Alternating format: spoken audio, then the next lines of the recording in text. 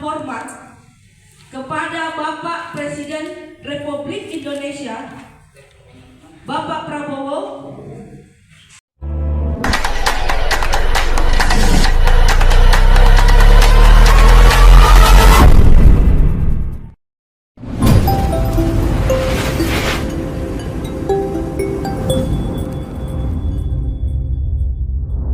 mending benang merahnya langsung.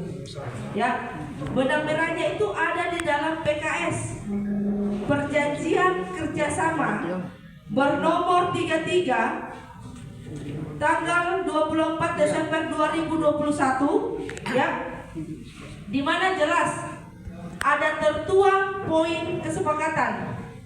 Ya. Yang pertama, pada lembar kelima poin D dan lembar ke-8 poin pasal 2. Ini bunyinya sama. Saya bacakan.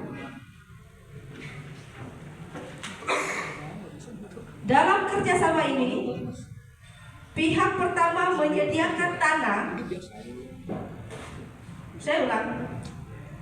Dalam kerjasama ini, pihak pertama menyediakan tanah HGB sebagai tempat pembangunan bangunan modul rumah kos atau tempat usaha yang bersifat komersil. Ya, ini sebagai modal dari pihak pertama. Siapa pihak pertama? Adalah Bapak Budiman Tiang. Lalu pihak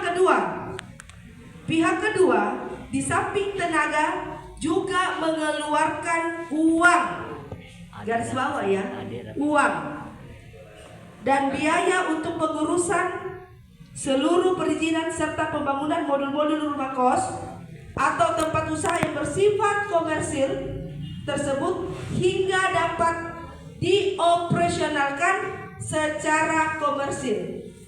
Hingga dapat dioperasionalkan secara komersil. Artinya, teman-teman, kalau saya secara pribadi, kalau dibilang hingga dapat dikomersilkan, berarti bangunan itu harus jadi dulu dong, ya, baru dikomersilkan.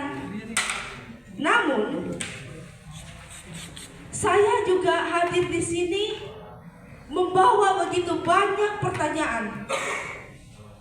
Di daerah Bali, kami banyak pertanyaan. Kami bersurat, bercerita, tapi seakan-akan kami belum mendapatkan jawaban. Maka dari itu kami ke Jakarta bertemu sama teman-teman media, sebab ada tagline no viral, no justice ya. Itulah langkah yang akan kami ambil, tapi tetap pada koridor kami tunduk dan patuh terhadap hukum. Pertanyaan yang kami bawa adalah, apakah modal tersebut itu ada untuk pihak kedua dalam membangun proses pembangunan gedung? Ya. Apakah dikeluarkan 100% dari modal pihak kedua tanpa mengambil uang dari para penyewa atau pembeli?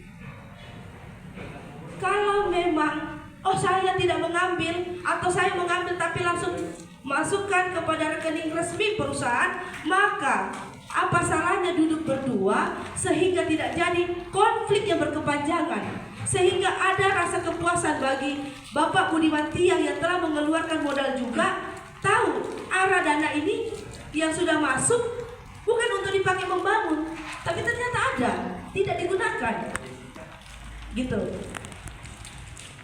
Yang selanjutnya, jika modal itu ada, lalu kemana dana dari beberapa penyewa yang telah store langsung ke akun kripto pribadi milik dari Bapak Stay?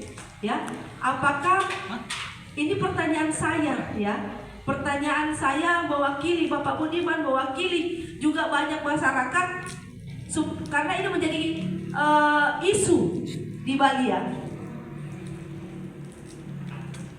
Harga penyewaan, transaksi penyewaan atau pembelian unit melalui melalui akun kripto pribadi direktur yang saat itu notabene adalah WNA. Sementara teman-teman tahu regulasi pemerintah di negara kita itu tidak demikian cara transaksi untuk melakukan pembelian properti. Nanti saya akan bahas. Lanjut, ada poin huruf G di dalam lembar kerja sama ini pada lembar ke-7 bahwa untuk memudahkan kerjasama atas tanah HGB, pihak pertama akan diwakili, ya, akan diwakili oleh pihak kedua. Sabar, saya baca dulu.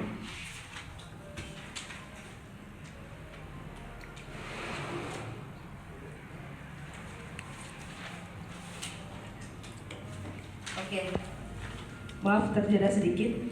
Bahwa untuk memudahkan kerjasama atas tanah HGB, pihak pertama akan diwakili oleh pihak kedua. Garis bawah, akan diwakili oleh pihak kedua. Siapa pihak kedua? Yaitu perusahaan. Siapa pihak pertama? Adalah Budiman Tiang. Jadi Budiman Tiang ini yang diwakili oleh pihak kedua atau pihak lain yang ditunjuk oleh pihak kedua untuk melakukan perbuatan hukum, menyewakan bangunan-bangunan atau bagian dari bangunan-bangunan yang didirikan di atas tanah HGB. Titik. Sebelum ini selesai, tidak boleh dulu dong lanjut-lanjut apa hak-hak daripada pihak kedua. Tuntaskan dulu dong ini. Ya. Saat ini yang kami duga, ya, mereka bisa mengoperasionalkan itu dengan alasan kita punya PKS. Pertanyaannya, pada poin ini, apakah ini sudah jelas penyelesaiannya? Ya, apakah bangunan yang dibangun sampai jadi di sana sudah berdasarkan dengan poin kesepakatan bahwa bangunan itu dibangun menggunakan modal hingga jadi lalu dikomersilkan? Karena faktanya teman-teman, di sini saya mau memperlihatkan. Setebal ini saya nggak bisa bawa semua. Ini adalah bukti transaksi kripto pembelian unit atau penyewaan unit melalui akun kripto pribadi WNA tersebut.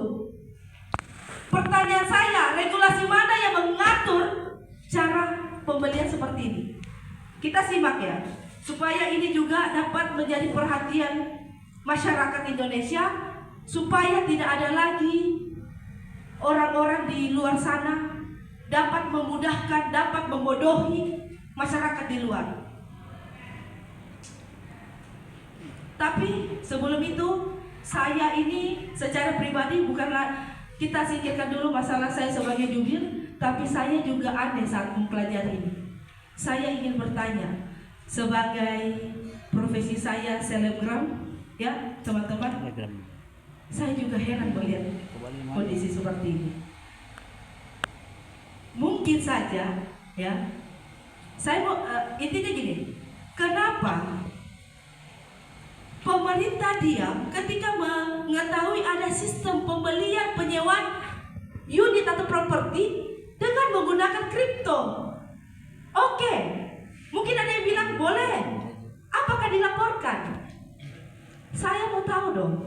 Kita ini masyarakat di sana, bukannya pemerintah atau inspektorat harus terbuka, ya? Karena melihatnya polemik ini, kenapa inspektorat pajak diam? Itu pertanyaan saya. Kemana peran PPATK dan OJK? Saya mau bertanya juga. Pertanyaan ini juga mewakili banyak masyarakat yang mungkin case-nya sama. Apakah penerimaan pembayaran properti melalui kripto dapat dikategorikan pelanggaran hukum, penghindaran pajak, atau pencucian uang di Indonesia? Kita ini orang lokal, warga negara Indonesia, beli mobil ada pajak, kadang juga nunggak. Kalau lewat kripto bagaimana nih? pengawasan pajak mau mengawasi berapa uang yang masuk ke akun kripto. Benar nggak dia secara jujur mau melaporkan? Maka dari itu, Pak Budiman Tiang yang pada saat itu masih menjabat sebagai komisaris di perusahaan tersebut meminta laporan keuangan kepada dua oknum Rusia ini. Ayo paparkan apakah sudah masuk ke rekening perusahaan sehingga kita dapat mempertanggungjawabkan pajaknya ke negara.